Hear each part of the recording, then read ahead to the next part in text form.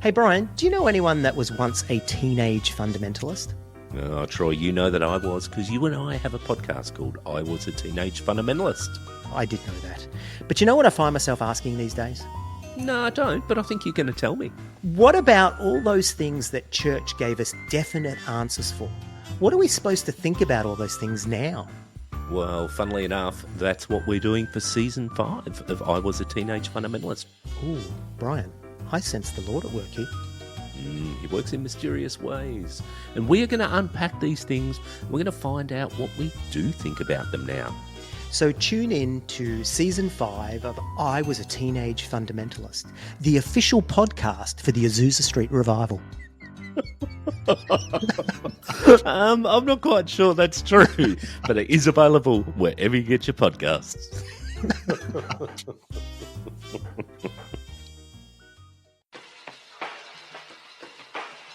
Is it time for a mind shift? If you don't know what that means, then join your host, Dr. Clint Haycock, a former evangelical Christian pastor and Bible college teacher of over 20 years, along the journey of deconstruction and reconstruction of faith, life, religion, and spirituality.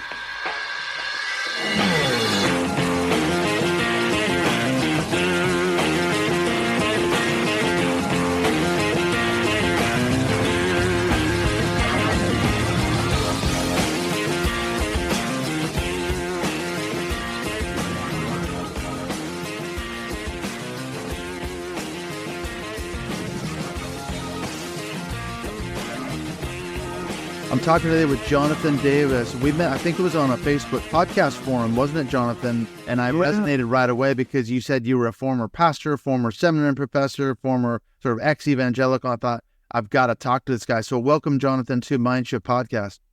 Thank you. I'm so delighted to be here today. Yeah, so you're coming out of Texas. You're right in the Bible Belt, man. You're like the buckle of the Bible Belt. Wouldn't they consider that? Like, yeah, that's right. That's right. There you go, Trump, red country, MAGA Christians, and all the rest of it. Gosh, yeah, everywhere I go. Yeah, you're in a sea of red. I really am. It's quite crazy. Texas I'm apparently in the most liberal city in Texas, but I don't really. See it. I used to live on the eastern seaboard of the United States near Washington, D.C., and a liberal city in another part of the country would be not even a probability here in Texas. So, it's all relative, I suppose. It's all on a spectrum. So what seems liberal to people here wouldn't be liberal at all. Not even close. East or up near Seattle where you used to live. Yeah, I'm from Seattle originally, a very, kind of the whole West Coast, a very blue sort of coast, isn't it? It's interesting. Yeah, look at the demographics of America. It's like the blue coast, really, isn't it? And then the heart of America, the middle America, it tends to be more red, more conservative, the more rural areas. But from what I understand, Texas is a bit of a weird one because you've got pockets of blue, haven't you, in the midst of the red state? It is. It's all urban areas, though. Yeah.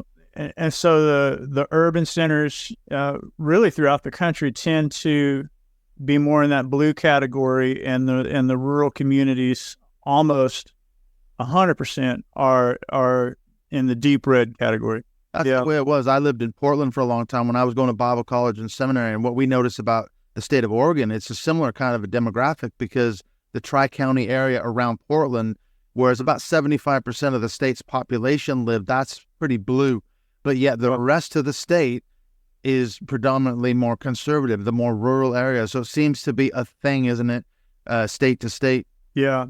I think even in the UK where you are, there's probably some similarities there with a divide between rural and urban demographics in many, many ways. Yeah. In fact, that's part of what my doctoral work was how cultural change is impacting rural faith communities in North America. So that's something that I've thought about quite deeply, actually. Yeah. In this country, we've got some weird divides. A lot of it's like a north-south divide. And there's a lot of money down in the southern part of the country. And it's like a different world. You go down to London, and it's like a completely different world. I'm up in the northwest of England, North Wales sort of area. So it's different, more working class. A lot of the background, steel mills, coal mines, all that stuff was shut down by Maggie Thatcher. So there's a whole backstory there that I've learned over the years living here. So you got to learn the history, don't you, of the area that you're trying to reach, I guess. That would be the way to say it. Context is everything when it comes to culture. It's true. Yeah, you've got to understand the context. Well, I don't know if you've been watching the series on Disney Plus. It's the Welcome to Wrexham. I don't know if you've seen that. Where I haven't. No. Yeah, No, it's really better. interesting. Yeah, because where I live, it's about 10 minutes from there. I'm just outside of Wrexham in North Wales. Oh, wow. And it's where Rob McElhaney and Ryan Reynolds have bought, it's a football club or soccer club to the Americans, but they bought the Wrexham Football Club a few years ago, and it's just completely transformed the whole area. But even they've realized, as you watch the show, Rob and Ryan have understood the context of the Wrexham, North Wales area, and they've realized, it's really about the fan base. You've got to understand the people and the things that they've been through. And they've changed their perspectives massively. They thought, well, we'll just come in here, we'll throw some money and buy some good players, blah, blah, blah. That's not how it works. It just doesn't be a recipe for success. So it is interesting. But now I'm curious to hear about your backstory, because like I said, we resonated right away. You said, okay, here's a guy that's a former pastor, former seminarian. You said at one point before we hit record, you even started a seminary. So what's your backstory? Did you grow up in Christianity? Were you raised from day one in it? I was steeped in it, man. My father was a Southern Baptist music minister. And so for listeners who are not from the United States, I would imagine some people maybe have heard of Southern Baptist because they're a large group, but it's fairly, I know enough now to know that I was raised in a very fundamentalist upbringing. My family of origin was extremely conservative, to the point that, and this is not true of everybody that homeschools, but my family homeschooled me because they were afraid of the liberal education that I might get in public school. Government schools. Homeschooling has changed a lot since the 80s and the 90s, and there's people today that homeschool because they want their kids to have liberal values. So I don't paint with too broad of a brush when I talk about homeschooling anymore, but it used to be that almost only, conservative fundamentalist evangelical families were the families doing that when I was a kid. And at least those were the only groups I was ever exposed to. So yeah, I was raised in the church. I went to a conservative university, a Baptist university here in the States, where I met my wife, which was, looking back, the best part about going to that university was that I met my wife. And the worst part about it was that I got steeped in more conservative Christian BS, and I'm paying student loans because of it. I know. I was still paying student loans. Even after we moved to the UK, I was doing my doctorate over here, and I still had loans from my undergraduate days. Yeah, when I was in Portland. So I was paying years and years later, even though I ended up walking away from the faith, I'm still paying. I finally paid it off years ago, but man, it just kind of rankles, doesn't it? Just, Yeah, I'm still paying for a fundamentalist college education. Exactly. That's terrible. It's irony is just huge, isn't it? It really is. Out of college, we moved to Virginia to go to seminary at the graduate level. And my wife and I both went to seminary, and she and I both served on staff at separate churches for a number of years, doing youth ministry, children's ministry, and things of that nature. And after about a decade of that, our oldest son was born, and it didn't seem very tenable for us to continue working at two different churches, because trying to have a baby and both be youth ministers during the summer when we had to go to camps and everything, it was just crazy. Yeah.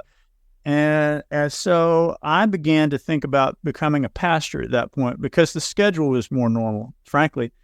And I had the education to do it. And by that point, I had started my doctorate, and I just had this epiphany one day. I looked around at a youth minister meeting that I was at with other colleagues, and I wasn't only the only person in the room that had a graduate degree. I was the only person in the room pursuing doctoral work. And I said, maybe unless I'm teaching youth ministry at the collegiate level, I think I'm not going to do youth ministry for very much longer. So it wasn't long after that, our son was born. I had started my doctorate. I became a pastor of a church and did that for a solid decade before helping found the seminary in South Texas that I worked at for about 3 years until just a few months ago. So yeah, my whole adult life and all of my childhood has been steeped in faith in one way or another. And some people don't like the word deconstruction, and it is it a buzzword? I don't know. It's still one of the most helpful terms for me and how I talk about unpacking all of my inherited beliefs. And so I would say my deconstruction started even when I was still on staff at churches, thinking same as me about, do I really believe this? And a lot of the answers that people had, particularly when I was a youth minister, sometimes I would attend a funeral for somebody, and I wasn't presiding over the funeral or speaking at it, but I would just attend, and I would hear the pastor at the funeral say things that I thought, that is altogether unhelpful. Yeah, and I'm not sure I believe that, I don't know that there is a reason for everything and that this is all a part of God's plan. And I don't buy it. And so my deconstruction really began because I started reading the scripture more and thinking for myself. I will do it. And so, there's a lot of people that I know at this point who've kind of gone through the same process. And one of the things that I still love about having been a youth minister and also a pastor, but particularly a youth minister, is there were kids who were deconstructing the faith of their parents, and their parents were not safe people to ask those questions of. And the pastor at the church was not a safe person to talk to. But when they found out that they could talk to me and that I wouldn't shoo them away when they asked a tough question about faith, those were really rewarding conversations. And so I still cherish those conversations in a way. And I've kept up with some of those students, and a lot of them aren't involved in church anymore either. And it may be because even as their youth minister, I just let them ask a safe person. Yeah. And express doubt and that kind of thing. Yeah. Well, yeah, as they, a lot of people aren't safe to talk to. The churches, ironically, a lot of times aren't safe places for a variety of reasons. You don't want to raise doubts, questions, concerns. You could be labeled a troublemaker or a Jezebel or something like that. Well, I wanted to focus in on, there was a couple of words you used earlier in the conversation. You said you were raised in a fundamentalist context, and you were talking about homeschooling. I wanted to ask you, going back to that, as an academic now and an ex-evangelical, how would you define fundamentalism? Because I'm thinking there might be someone in the audience, some listener who doesn't know what that actually means theologically, biblically, culturally, whatever. And then I think we need to get into the homeschooling piece just a little bit, because I've done a lot of stuff on R.J. Rushdoony, the origins of the American Christian homeschooling movement, the Dominion theology piece. I want to find out if your experiences sort of dovetail at all with that. But let's go back to the fundamentalist piece. How would you define that? Boy, that's a great question. Maybe a loaded one too. Not that you meant to have it as a loaded question. Yeah, I'm saying, Jonathan. Some people it may be a loaded question. Oh yeah. Or at least not without controversy. I think I would define fundamentalism as, are you familiar with the work of Nancy Murphy? No, she's not. She's a philosophy of religion person, and she's written a lot about postmodernity. And the way that I understand fundamentalism isn't even around particular beliefs like substitutionary atonement, or that Jesus really was born of a virgin, or like Moses wrote part of it. That's part of it. But the real, and I think about things from like 20,000 feet. Okay, so I take a high level view of this when I'm answering the question, how do I define fundamentalism? I would say fundamentalism at its core is based on what Nancy Murphy calls foundationalism, meaning that it's the idea that all knowledge and all truth can be traced back to a foundation of some kind that can never be questioned and can never be shaken. Right. And which goes back to the Augustinian idea of the divine being the immovable mover, that everything has this divine purpose, and that God has ordered the world in a certain way. And for a fundamentalist Christian, that might mean the world was created in 7 actual days, and that everything in the Old Testament is literal, like the parting of the Red Sea and Jonah and the whale and Noah's Ark, all of it. Yeah. It just go on and on and on about all this. And so it takes a very literal view, fundamentalism, of a sacred text. And so anything that is, to the scientific mind, preposterous, right?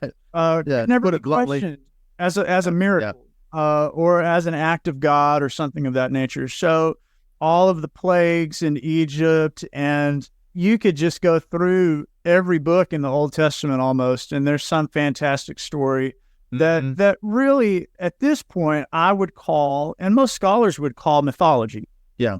Legend, right? mythology. It's Hebrew, it's Hebrew mythology that's borrowed from Babylonian mythology. Sure, yeah. It's probably borrowed from Egyptian mythology.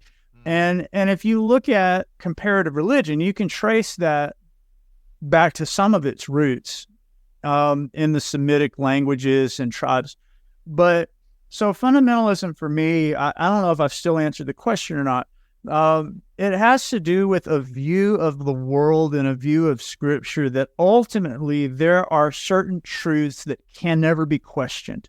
Because if you shake that foundation, or if the foundation is removed, it's like the image of, three legs of a stool, and if you take one leg off, the whole stool is going to collapse. That's the idea of foundationalism, that there's this structure in place, and these ultimate truths that can never be questioned are, the reason that they can't be questioned is if you start taking pillars out from under the foundation, the whole thing's going to crumble. It's a slippery slope. And so, which is a fear-based kind of thing, actually. So, So fundamentalism at its core is about the foundational ideas of the faith, whatever that might be, to whatever sect might say, well, this is our foundation. And another sect might say, well, this is our foundational truth. And those truths can't be questioned. And then after that foundationalism, there comes the need for the group to control whether or not those foundations can be questioned. And when people ask the wrong questions or express their faith in the wrong way or wear the wrong thing or hang out with the wrong group or drink the wrong beverage, then they're bucking the authority figure in the system. And if you do that for too long, you'll be ostracized from the group. And so the way that a fundamentalist group protects itself is by fear, by shame, by guilt, and by othering those who it deems to be outside the norms of the system, which is built on unquestionable truth claims. Yeah, you're beyond the pale, then, you're outside the circle, whatever. They get to define the circle, don't they? Yeah, they get to define They draw the circle. And it seems, at least in the stream of origin from my own upbringing, this group, the Southern Baptists, it seems that circle keeps getting smaller and smaller and smaller. Yeah, more exclusive. And more exclusive, because if one of the things of fundamentalism is it by default is combative and must have an enemy. Yeah, it's militant. It's militant. Fundamentalism was from the beginning. It cannot live at peace, and if there is peace, it'll make trouble. It'll pick a fight with somebody. It'll pick a fight just because it's the nature of the beast. Yeah. And so all of those things together for me make up what I would call fundamentalism. And it's more than just a particular set of beliefs about God or the Bible. It's a way of approaching life. It's a way of approaching the divine or human spirituality, if you want to call it that. Call it a worldview, a mentality. See, I came to it from the more, I guess, the historical context. Well, it's interesting. You took more of a philosophical approach to it. When I was doing my doctoral dissertation, I did it on the book of Ezekiel. I was an Old Testament guy. And when I was studying the history of the interpretation of the book of Ezekiel, that's when I came across, you go through that time period where liberal theologians were kind of dissecting the book and taking it apart piece by piece and throwing out large sections of it. And then sort of around the end of the 19th century, early 20th century, there came a reaction to that in the form of fundamentalism. And like you say, the conservative movement, you see it in biblical studies and theological studies and so forth, where they pendulum swung against Schleiermacher. Yep. And that whole bunch. And then people like Barth came out. Yeah. The neo-Orthodox theologians. Correct. And, the pendulum swung to, hard to the right, hard back to the left, hard back to the right. And the fundamentalist movement came along and said, no, we need to nail these things down. The fundamentals, that's what the name really goes. Fundamentals of faith, we need to nail down what are 5, 10, however many you want to pick. Moses wrote the Pentateuch and whatever, deity of Christ and the virgin birth, and there's a couple of other ones in there. And if you don't believe those things, resurrection, the return of Christ. Yeah, the bodily return of Christ. Yeah. Yeah. And here's another problem with fundamentalism, in my view, by the way, is if you could reduce the basics of faith down to 5 things, maybe that would be okay. But the nature of fundamentalism is every belief we espouse becomes an essential belief. Exactly. And it's sometimes attributed to Augustine, the idea or the saying that in essentials unity, in non-essentials charity, and in all things love. Maybe I butchered that, but it's the idea that people of goodwill and good faith are going to agree to disagree on some things of the faith. But the problem with fundamentalism is it makes all beliefs essential. And so if you don't subscribe to every little piece of the doctrine that we hold to be true, then you're out. Yep, you're gone. Yep, you're a pariah or whatever. Yeah, then it starts to, like you said, when you were talking about the control mechanism, that's when I would plug in the cult psychology, the aspects, like you say, the shunning, the dispensing of existence. You have no longer the right to exist, so therefore we are going to kick you out of the group. We're going to ostracize you, excommunicate you, whatever the language is. And that's exactly, you could plug that into Scientology or Jehovah's Witnesses or Mormons or Moonies. Any cultic or high control group does that to quote unquote troublemakers, and fundamentalism therefore is no different on that level, I would say. It's really not. And I wrote an opinion column about 4 years ago that questioned whether or not Trumpism was a cult. Yeah, I've come to the same conclusion. I've done episodes on it and done written articles about. I believe it is a political cult of personality centered around Donald Trump, and it meets virtually all the markers. You could plug in Hitler, Stalin, any number of Mussolini, the big dictators, and they fit that playbook, don't they? They really do. It's to a T. Yeah, and it's not just a couple of things. Yeah, it's like it's like a whole list of things that sociologists and demographers say these are the markers of a cult, and you go right down the list, and you're like, well, dang, it meets all of those. Yeah. Well, and the concerning thing, I mean, I know we're kind of getting into politics, but when the 2024 election comes along, this is the concern. If Trump does get elected, he's dispensed with any sort of democratic languages, and he's now saying, essentially, I'm going to become a dictator. I'm not going to hire the same kind of people I did last time. I'm surrounding myself with yes men and women. These people are going to do what I say, and that's what it is from day one. And so this is way more serious, I think, coming up than the 2016 election, like by 1,000-fold. Oh, I don't disagree with that at all. And I think the thing that's at the root of a lot of that enables the movement there is, and I'm sure you've heard this term, Christian nationalism. Yes. And there's this unsavory marriage between the religious right and these political power brokers who basically promise on 2 key issues, abortion and anything to do with LGBTQ and progressive equality, that if you elect us, we'll strip people of their right to marry, we'll ban abortion, we'll do this, we'll do that. And most conservatives and evangelicals will look the other way on almost every other moral issue because those are the only 2 things that matter. And they're single or double voter issue kind of things. They only care about that one thing. And it's a very, very, very narrow view. And some of it, you used a word earlier about the homeschool idea, dominionism. Yep, dominion theology. Some of it stems from the idea of dominionism, or even the older, and it's a purely American idea, manifest destiny. Like it's our destiny to be God's chosen nation and all of this kind of stuff. And politicians on both sides of the aisle have misquoted scripture in their speeches for decades at this point. I think Mitt Romney on the Republican side was one of the last to do it really blatantly, but to call America a city upon a hill. Yeah, that goes right back to Jesus' Sermon on the Mount in Matthew chapter 5 and 6. But the city on a hill was supposed to be God's children, shining God's light in the world, not a metaphor, not a nation state. Yeah. You can push any metaphor to its breaking point, as they say, Yeah. And that's what they've done. They've seized on this one. Yeah, exactly. So, and Christian nationalism basically presumes that the will of our party is the will of God. Yep, and he's chosen Trump as God's chaos candidate with a breaker anointing and whatever what you want to plug in.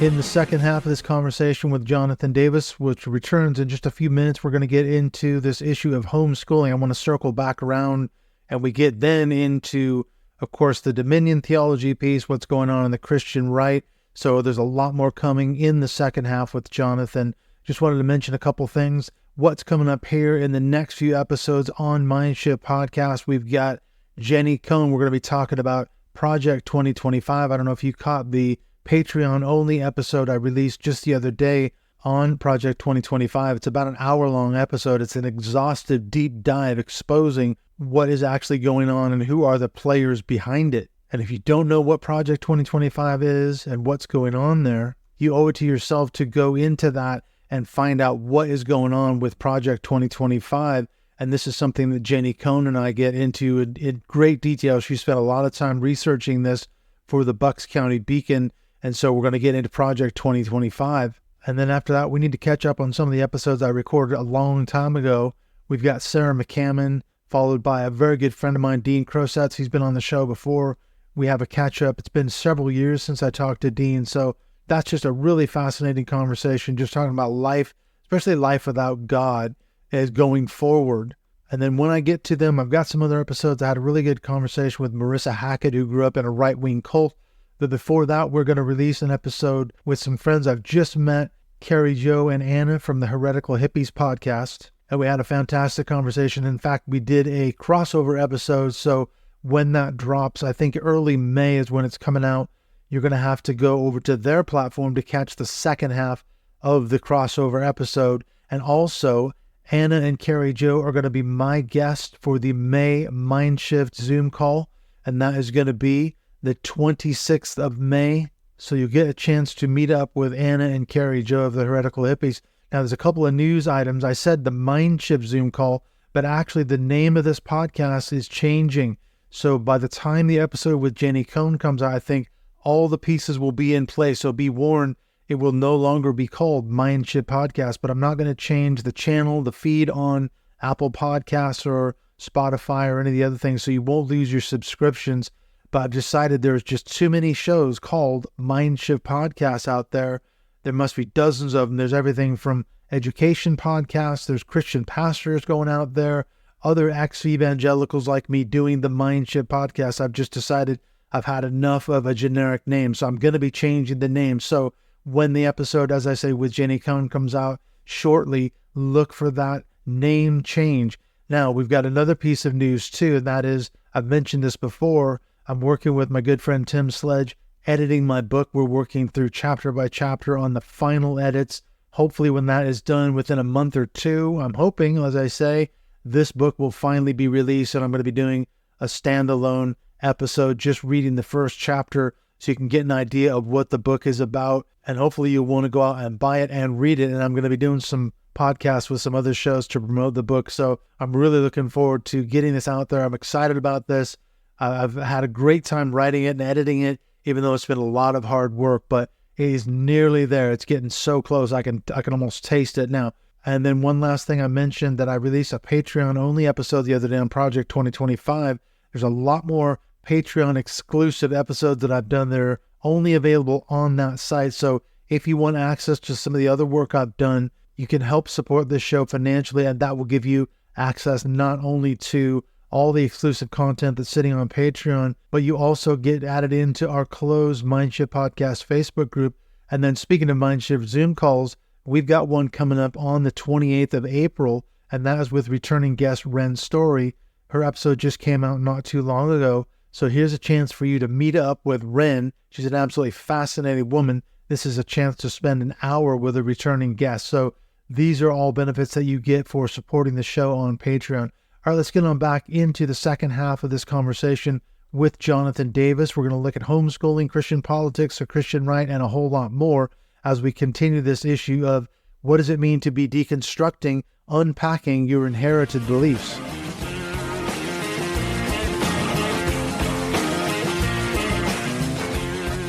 Well, you mentioned homeschooling. I was interested to go back on that one because, I was going to bring up that dominionist piece because I don't know how old you are, but you must be of that generation. Your homeschooling experience must have been some of the earlier I'm thinking like early 1980s. Was that kind of the time period you're talking? I'm 41, so mid 80s until the mid 90s when my parents got divorced. And that, as I've understood the history of it, that was kind of during the time period when homeschooling, or I should say Christian homeschooling, was becoming legal. Because before that, it wasn't legal in most states. And that's where a guy, R.J. Rushdoony, founder of Christian Reconstructionism, you could call him the father of Christian homeschooling because he went around the country arguing in court cases for the rights of parents to homeschool their children. And if he hadn't have done that, Christian homeschooling wouldn't, and homeschooling in general, but Christian specifically, wouldn't look like what it is today.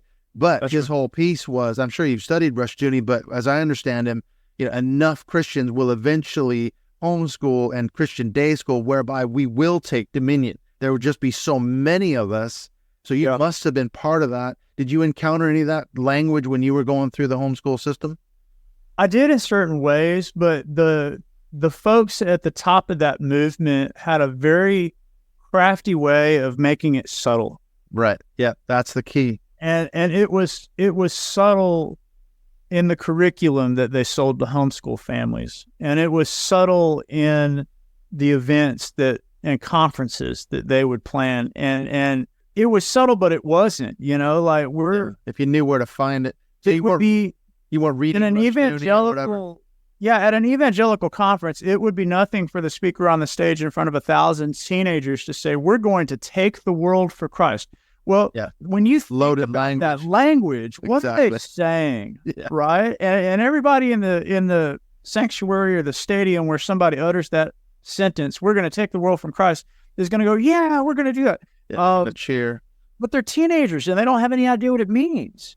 And so it gets deeply embedded in their psyche in some way. And then there's always been a kind of a two-pronged approach to this stuff from the homeschooling perspective. One is to try to influence as many families or parents as possible to then influence their children. But the other piece of it that, as you well know, has been to acquire political control. And so if we could homeschool enough of those families, then we can begin to elect the kids that came through that system into public into the pipeline. Yeah, it's a pipeline basically, isn't it? And so there's this entire, it's not even a cottage industry. It's a major financial billion-dollar business. It's big curriculum and everything. Yeah, the conference curriculum. It's organizations like the Homeschool Legal Defense Association or the HSLDA. I was going to bring them up. Yeah, Michael Ferris. Sorts of organizations that will file really what amount to junk lawsuits, but they try to challenge everywhere they can, and they'll pick a circuit court where they think the judge or the panel of judges will be favorable to their claim, and they'll try to get laws passed so that they can either do things like have Bible teaching in public schools, right? Like some of it's focused on homeschooling, but the same junk is impacting legislation in other ways too. So like when I lived in Virginia, I actually represented 1,400 churches to the state legislature on issues that involved religious liberty. And there was a bill that came before the state legislature where the author of the bill, or the bill that was presented, would have made Old and New Testament classes in every high school in the state of Virginia mandatory, compulsory classes. Those, the Bible as literature, isn't that what they call it? It's like, well, it's just a book. We're not proselytizing anyone, right? It's but just then literature. Then there's this Pandora's box of questions. Where do you find qualified teachers, and how does a school board determine who's qualified to teach? Slippery slope we get. I think, and so I provide the teachers, Jonathan. We've got a load of them from seminaries, Bible colleges. So I testified in front of the House and the Senate in Virginia in the state level, and I represented 1,400 Baptist churches in Virginia, and I testified that this was a terrible bill, that this would erode religious liberty, not ensure it, and that it doesn't even follow the golden rule, because if there was somebody from another faith group that wanted to legislate that their sacred text be taught to your child. You wouldn't want them to do that. So it's not loving your neighbor as yourself. Yeah, why not the Quran? Why not any other book, you know, sacred text, like you say? And so but my point is, back to the homeschooling piece, the same, what I found out and what we found out, our team, and I was working with Americans United for Separation of Church and State. I was working with the Jewish lobby. I was working with Muslim imams from Virginia to kill this bill, right? Which was is a strange coalition, right? When you get the Baptists and the Muslims and the Jews, and American United for the Separation of Church and State and the Satanic Temple, all testifying against one bill. Very strange bedfellows. Strange. But what we all discovered was, of course, the person that brought the bill to the floor, the legislator that brought the bill, didn't write the bill. Of course, the same bill with the exact same language appeared in 20 other state legislatures the same year, and we traced it back to one organization, and that organization was one of the organizations that pushes all the homeschool stuff. Yeah, I was going to say, it wasn't Project Blitz, was it? It was another one. Yeah, it's a bill. Yeah, it was Project Blitz, and they're funded by all sorts of other right-wing groups, Congressional Prayer Caucus, and and there's a lot of big money from the Koch Foundation and all these like right-wing, far-right groups that are basically just trying to fund, and it's dark money too, because it's hard to trace in these organizations where the money actually comes from, because they're all registered as tax-exempt organizations, so they don't have to show their books to anybody. Shell companies, basically, funneling money. That's basically what they are. Yeah.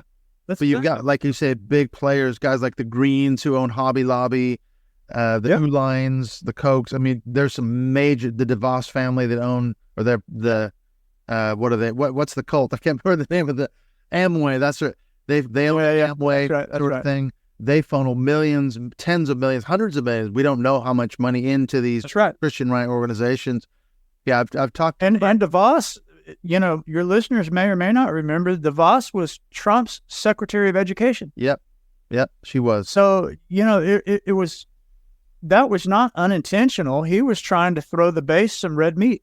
Absolutely, yeah. That was a campaign promise that he made to somebody, and you give enough money and you're going to get this plum position.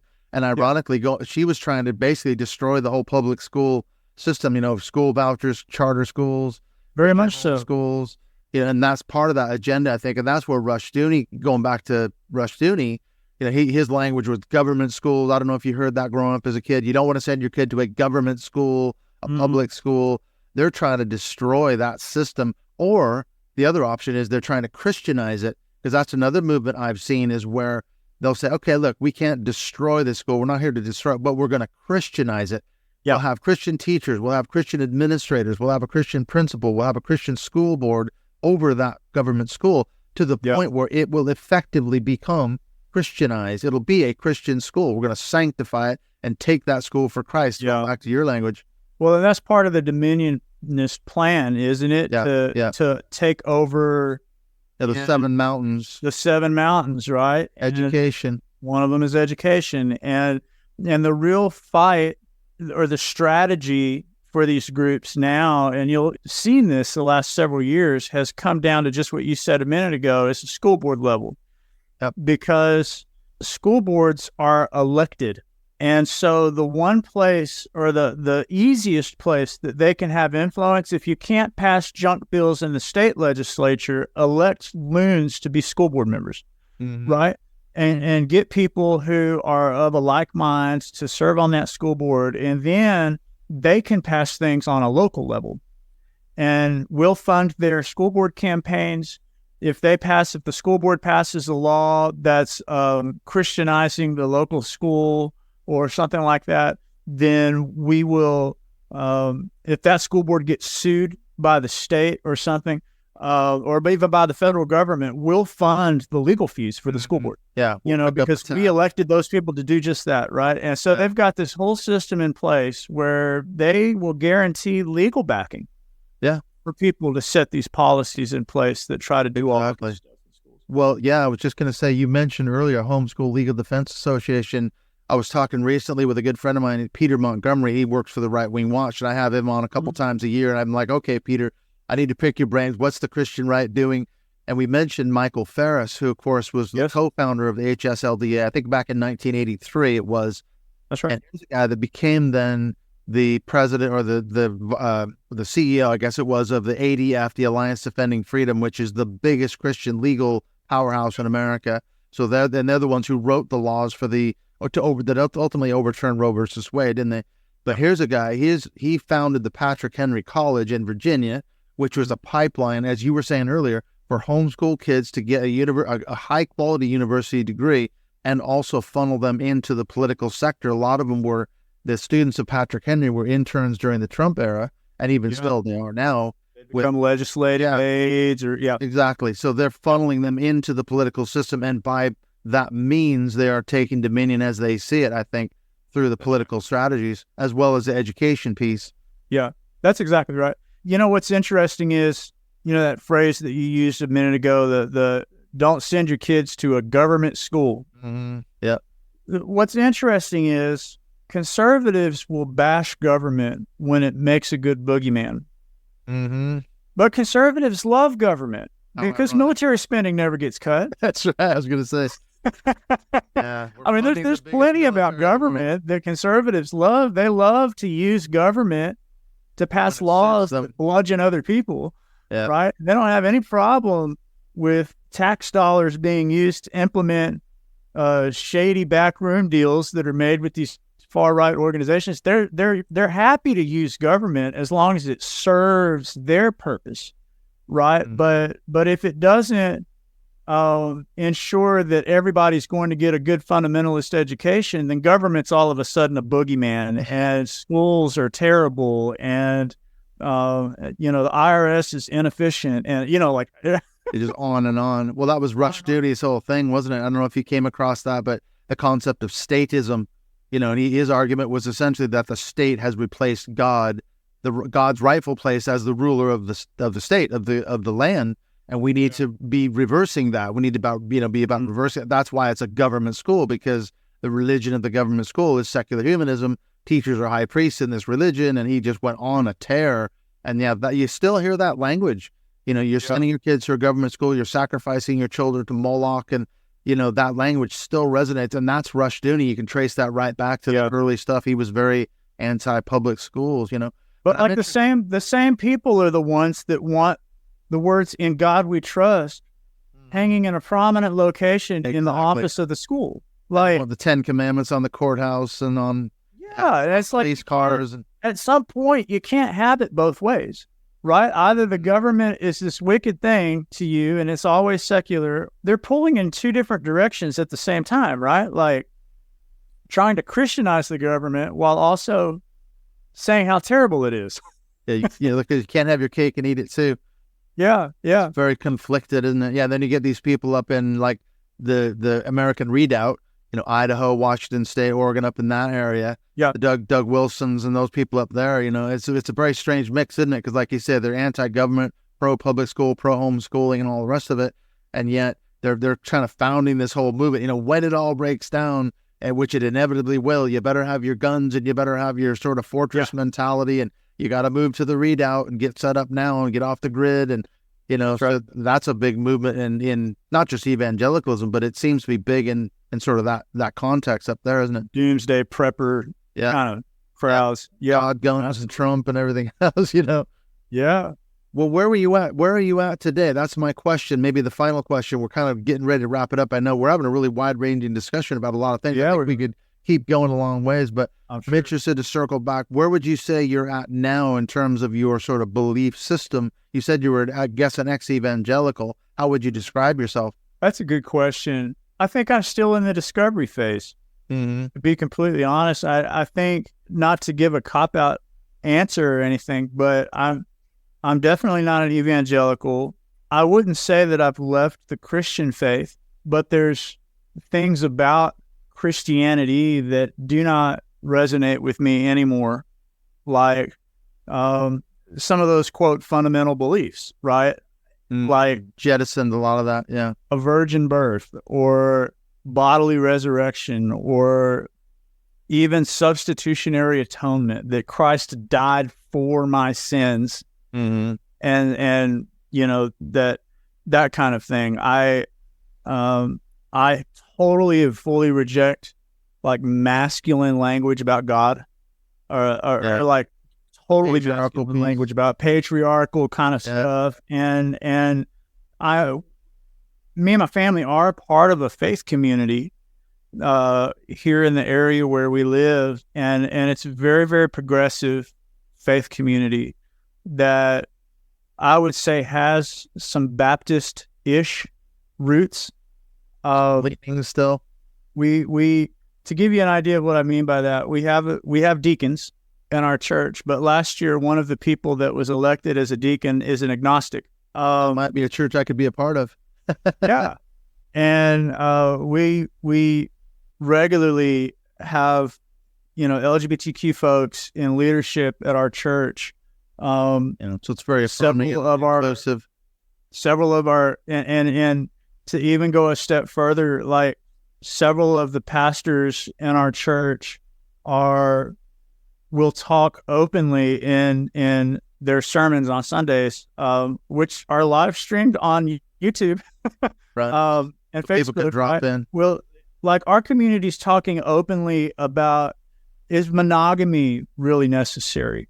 And what could non-monogamy look like for people of faith, and some of those kind of things. And one of our pastors regularly speaks about how she has found a lot of joy and even healing in her own faith because of the kink community that she's become a part of. And I mean, so like, this is not a typical church. Yeah, it's pretty far cry from the old fundamentalist background.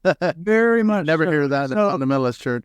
And so I don't know how to answer your question other than to say perhaps that if I didn't have a faith community like this one, I probably wouldn't be a part of any faith community. Mm-hmm. And it's a community where, for the first time in a long time, I'm completely free to unpack anything that I want to unpack personally. And I was, for so many years, preaching on a weekly basis where every time I got behind a pulpit, I had to choose my own words carefully because, A, if I pissed off the wrong people in my church, I could have gotten fired. Oh, yeah. But B, I didn't want to violate my own conscience. And so it got harder and harder and harder to stand up and preach with a straight face when I didn't know if I believed half of what I was putting out. And so I'm at a point now where I think I'm more open to exploring just generally human spirituality and whatever that may mean. And so I've been reading some Buddhist writings, and I think that there's something to spirituality that's very positive in the lives of people. And it can be. It may not be for everybody. Maybe that's a better way to put it. It may not be meaningful, and it may not be positive for everybody. I think for my family, it still is. And I think as parents, we want our kids to have some sense of spirituality just for their own groundedness. But past that, I'm not sure what I believe. Yeah, you're not pushing anything. Yeah. But that's cool, though. It's very refreshing to hear that. I think it's very liberating, isn't it, to be in that sort of space. Oh, yeah. Not, within these strictures and guidelines. And like you talked about with the fundamentalist piece, what a contrast. Everything has an answer. I mean, if you're outside that circle, you're gone. You're going to be kicked out. You're going to be I still have plenty of family caught up in it. Oh, yeah. I do, too.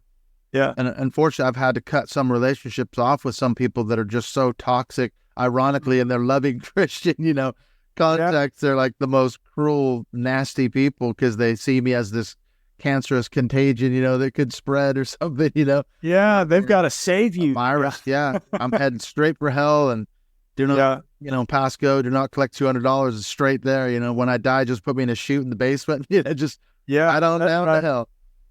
I think that was the start of my deconstruction, by the way, was questioning hell. Yeah, that's a lot of people start there, I think. Like, wait, this is a monstrous doctrine. If it's really true, wow, how could a God that purports to be loving and merciful and forgiving and all the rest of it, do this to billions, trillions of people over the millennia. I mean, that's shocking. It's hard to get your head around that. Yeah. Well, and that's why I used to have a really conservative person in one of my churches that just always, Pastor, we don't hear enough sermons on heaven and hell. You need to preach on heaven and hell. And so finally I said, well, to hell with it. I will. And, no pun intended. And so I preached a 10-week sermon series on everything the Bible had to say about heaven and hell. Oh, boy. And it was honestly the very first time in my life that I had really studied what the Bible actually has to say. And most of the terrible theology that people have around hell isn't actually in the Bible at all. Mm-hmm. And so that was refreshing. But then that's, most of the approved doctrine in most churches around that is not even biblical. And most people don't realize it, but they don't want to hear it either. Oh, they don't want to hear it. Yeah, I remember reading Love Wins by Rob Bell years ago. Yeah, it was kind of a similar journey that he went on. He was like, okay, wait a minute. Let's just actually study what does the Bible say about hell? And he couldn't find same kind of thing. He was like, where's all this stuff? And then the interesting part was then the reaction by the fundamentalists. So I actually wrote an article where I reviewed the book reviews by the fundamentalists. Oh, yeah. That was so vitriolic on their part. They called it heretic and worse. And I thought, my God, the reaction against his book is that says something about the way they're, going about blasting him and consigning him to hell. So yeah, isn't that reaction?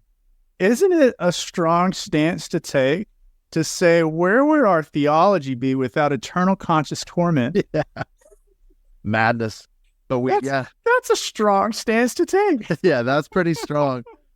There you're back in the fundamentalist camp. Yeah. Well, you're right. It was a vitriolic response to Bell, and they'd rather follow a guy like Mark Driscoll. Yeah, absolutely. Until he fell apart. But even still, they're he's got another mega church in Phoenix. He moved, and he's doing it all over again. Yeah, and even worse now because it's even more controlling and cult-like. He's dispensed with all of the accountability and checks and balances. He's like, okay, I see what I did wrong the first time. I'm not doing that again. Kind of like Trump's, potential election. He's like, I'm not going to hire those same people around me that I had to fire. I'm just going to get lackeys and yes men and all the rest of it. And that's right. I'm going to run this cult as a cult sort of from day one. Yeah, that's how it's doing it. Sure. Exactly. And it says a lot about evangelicalism, I think, with, like you said, the patriarchy, the masculine Christianity, and the dominionist base. There's a lot of stuff going on in there. Well, I'm going to ask you this one last question. And if people wanted to get a hold of you, where's the best place they can find you in terms of social media? I'm on Facebook. I'm on Instagram. And I have a website that people can go to, and my social links are on there. So if people go to drjonathandavis.com, you can connect with me all the places I'm at. That's the best place to find you. Well, listen, Jonathan, it's been great catching up with you. We'll definitely have to do this again. We'll catch up another time. We'll have another chat about what's going on in terms of American politics and religion and all that. We got a lot to touch base on there, I think, too. I'd love to do it again, Clint. It's been refreshing and just a delightful conversation today.